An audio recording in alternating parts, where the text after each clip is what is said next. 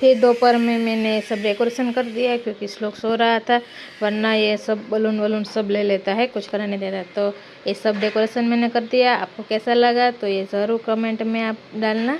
और ये देखो सब टेडी भी रख दिया है। और फिर हम निकल गए बाहर, इवनिंग टाइम हो गया था तो, और बारिश तो पूरजोश में आ रही थी। फिर हम इवनिंग में जा गए, देखो बारिश। और अभी हम पहुंच गए यहाँ से केक लेने के लिए, तो हम आ गए थे तो थ्रोब्रोमा में। और ये देखो हमने ले लिया केक, जो रेड वेलवेट केक था, तो छोटी सी केक ले ली। और इस लोग देखो जो देख रहा है कि कौन सी लो, ये ले लो वो ले लो, तो सब जगह देखने में उसे मज़ा आता है। फिर यहाँ से ले लिया केक, और अंदर इतना अच्छा डेकोरेट किया था ना सब, तो मैंने देखा आपको भी दिखाऊं। और फिर आ गए घर। ये देखो ये सरप्राइज़ है, और मैंने उसका भी ले लिया और घर आके सेलिब्रेट कर दिया।